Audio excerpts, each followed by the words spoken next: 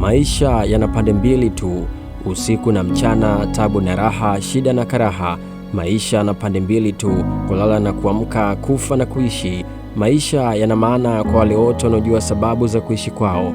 Kwenye raha humo humo ndio kuna shida, na kwenye shida humo humo ndio kwenye raha. Maisha yana sura mbili tu, kuna wakati wa raha na kuna wakati wa taabu.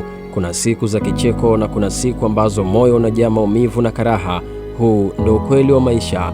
Hakuna anayeepuka mzunguko huu. Tajiri hupitia na maskini hupitia. Kila mtu anapitia njia hii kwa namna yake, lakini siri kubwa maisha iko hapa. Maisha huwa na maana kwa wale wote wanaojua kwa nini wanaishi.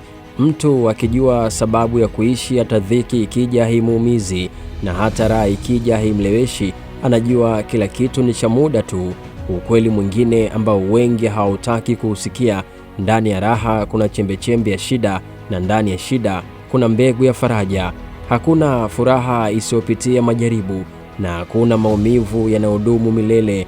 Kila kitu ni cha muda, iwe raha au shida.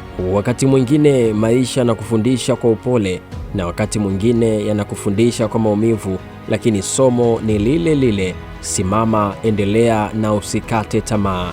Kwa hiyo kama leo unapitia wakati mgumu, kumbuka tu, huu sio mwisho wa safari yako, ni ukurasa mmoja tu kwenye kitabu cha maisha yako. Na kama leo unaishi kwenye raha na mafanikio, kumbuka kuwa mnyenyekevu, kwa sababu maisha hubadilika haraka kama mchana unavyogeuka kuwa usiku. Kwa hiyo usiogope maisha, yaishi kwa ujasiri, yaishi kwa matumaini, na yaishi kwa sababu. Lakini pia usisahau kutabasamu, kwa sababu mwisho wa yote maisha sio nani anayeepuka shida, bali nani anaendelea kusimama hata baada ya kupitia kwenye majanga. Maisha yana pande mbili tu, kufa au kupona, furaha au shida, huzuni au majanga. Mimi ni Steve Champion.